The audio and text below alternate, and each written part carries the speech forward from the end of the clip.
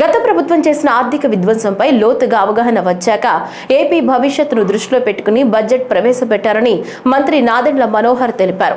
అన్ని వర్గాలకు మేలు చేసేలా ఉన్న బడ్జెట్ను జనసేన పార్టీ స్వాగతిస్తుందన్నారు. బడ్జెట్ సమావేశం అనంతరం అసెంబ్లీ మీడియా పాయింట్ ముందు ఆయన మాట్లాడారు. సూపర్ 6 అమలు అయ్యే విధంగా నిధుల కేటాయింపులు ఉన్నాయన్నారు. గౌరవ ఉప ముఖ్యమంత్రి గారు పవన్ కళ్యాణ్ గారి సారథ్యంలో ఆంధ్రప్రదేశ్ ప్రభుత్వం తరఫున ఈరోజు బడ్జెట్ ప్రవేశపెట్టిన ఆర్థిక శాఖ మంత్రి పయ్యావుల కేశవ్ గారికి జనసేన పార్టీ నుంచి మద్దతు పలకడమే కాకుండా మనస్ఫూర్తిగా ధన్యవాదాలు తెలుపుతున్నాం, అభినందిస్తున్నాం.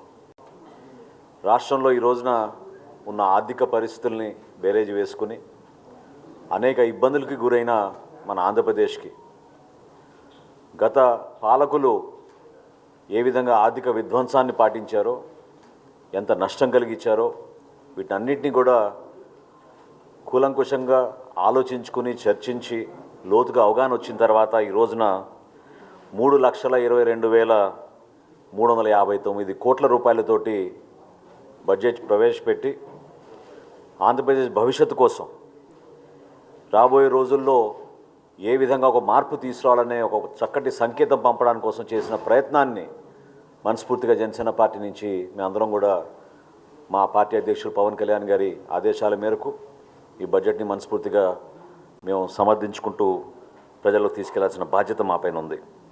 ప్రత్యేకంగా క్యాపిటల్ ఎక్స్పెండిచర్ మూలధన వ్యయాన్ని ఏ విధంగా గత 4 సంవత్సరాల్లో ఏమాత్రం మౌలిక సదుపాయాల కల్పనలో కానివ్వండి, లేదా రాష్ట్రంలో పెట్టుబడులు రావడం కోసం ప్రధానమైన ఆకర్షితమైన నిధులు వైసీపీ ప్రభుత్వం ప్రవేశపెట్టలేదో దానిపైన ప్రత్యేకంగా ఈసారి సుమారు 47,000 కోట్ల రూపాయలు కమిట్ అవ్వడం అనేది నిజంగా మేమందరం కూడా హర్షిస్తున్నాం. రాబోయే రోజుల్లో రాష్ట్ర వ్యాప్తంగా అభివృద్ధి కార్యక్రమాలు జరగాలి. దానికి అవసరమైన ఈ క్యాపిటల్ ఎక్స్పెండిచర్ ఖచ్చితంగా ప్రజల్లోకి తీసుకెళ్లే విధంగా పారిశ్రామికవేత్తలు కానివ్వండి, ప్రతి గ్రోత్ కారిడార్లో కూడా మనం అభివృద్ధి కార్యక్రమాలు చేయడానికి ఈ 47,000 కోట్ల రూపాయల క్యాపిటల్ ఎక్స్పెండిచర్ ఉపయోగపడుతుందని మనస్ఫూర్తిగా మేమందరం కూడా ఈరోజు హర్షం వ్యక్తపరుస్తున్నాం.